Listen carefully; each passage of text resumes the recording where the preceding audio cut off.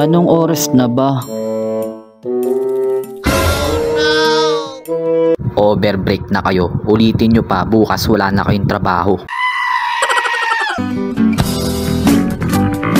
Kayong dalawa, bayad yung oras nyo dito. Pero kung makapag-overtime kayo, sobra-sobra pa. Ano kaya kung tanggalin ko kayo sa trabaho, no?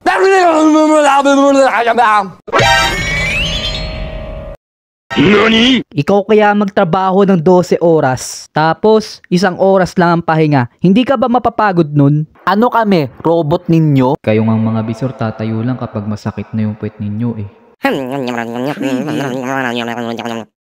Pre, oh bakit? Si sir nandyan.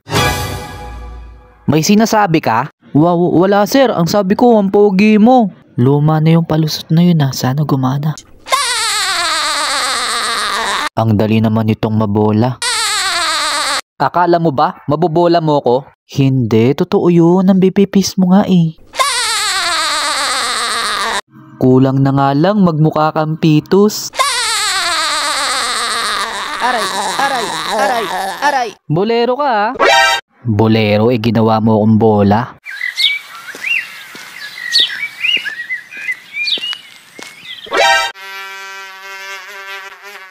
Bakit naman ang kalat dito? Nasaan na ba yung janitor? Bumalik na kayo sa trabaho. Opo, supervisor. Ano? Supervisor?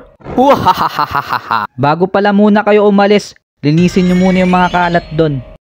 Hindi naman kami mga janitor sir eh. Supervisor nyo ko, di ba? Dapat sundin nyo ko. Supervisor ka na pala? Sana all. Bakit parang nakakita ka ng multo? At bakit nakatambak pa rin yan? At anong pinaggagawa mo? Ginagawa mo! Bakit kaya siya pinapagalitan? Gusto mo pala maging supervisor pero puro kakalokohan? Eto walis, gawin mo trabaho mo. Langya, isa palang piling tagapagmana.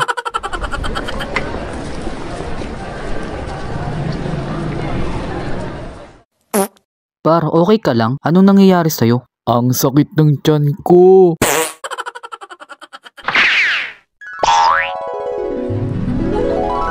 Ang sarap ng talong. Ang sarap ng soft drinks. Anak ng kamote, ang sakit ng tiyan ko. Di pala magandang idea pagsabayin ng talong at soft drinks. Sabi sa'yo, minudo na lang. Sabi mo pa nga kanina masarap yung talong. Ang sarap ng talong. At saka puro taba yung ulam nila sa kantin, pre. 75 pesos na high blood ako. Gusto ko rich in cholesterol. Aba, ewan ko sa'yo. Mauli may tayo sa puwet.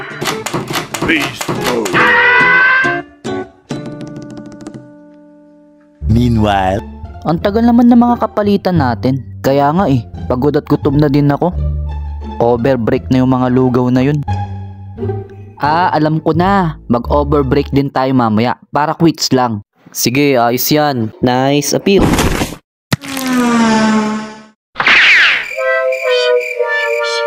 Tara, ilabas na natin to sa labas. Siyempre, alangan ilabas natin yan sa loob. Eh di, parang pinasok lang natin.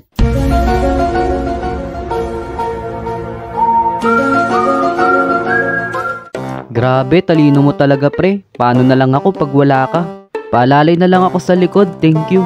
okay. Pre, anong ginagawa mo? Sabi mo alalayan kita sa likod. Hehehehe, hindi dyan, doon. Kaya umalis ka dyan. Emotional damage! Dito pala eh. Next time kasi linawin mo para di ako nalilito. Anong nangyari dito? Hindi kami yan, sir. Kitang-kita na nga sa harapan ninyo. Tatanggi ka pa? Paano mo nasabi? Hindi mo na makikita sa sarili yung pangangatawan ng tao sa mukha ng tao. Ganon. Bakit wala kang hairnet? Haha, ba't ikaw, sir, wala kang buhok? Loko ka pala eh. Bumalik ka dito, kakalbuhin kita.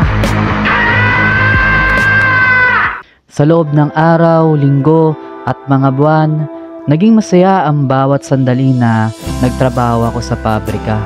Nakakilala ako ng kaibigan na palagi kong kasangga at alam kong marami na rin tayong mga nakakasalamuhang iba't ibang uri ng mga tao. May magaling makisama, may mahiyain, may mayabang. Yun ang pinaka nakakainis sa lahat. Kaya ang importante, lumalaban tayo ng patas. Nakakapagod, pero napaka-rewarding na naging experience ko kasi itinuro sa akin na huwag tumakbo sa mga pagsubok na ibinibigay sa'yo ng Diyos dahil hindi yan ibibigay sa'yo kung hindi mo kaya. Basta samahan mo lang ng dasal at ng tiwala sa sarili.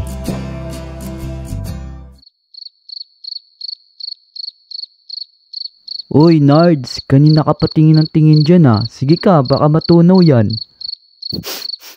Hindi lang ako makapaniwala. Paano ba yan? Magkakahiwalay na tayo. Tara, punta tayo sa amin. Tara, celebrate.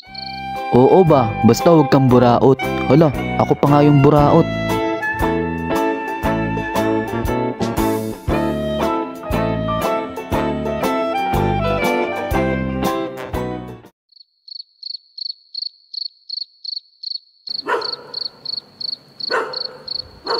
Ano, Nards? Tuloy na ba yung pangarap mo?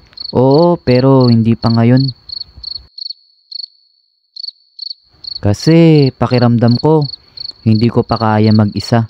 Hindi ko pa kaya malayo sa pamilya ko. At saka, gusto ko bumalik sa pag-aaral. Gusto ko makapagtapos ng college. Tama yan, habang maaga pa. Dahil iba pa rin kapag nakapagtapos ka ng pag-aaral. Tama. Dito ko na puputulin yung kwento ko guys. Sana may natutunan kayong lesson. Bale, panibagong kabanata naman kung saan ikukwento ko yung balik-aral experience ko. Maraming salamat!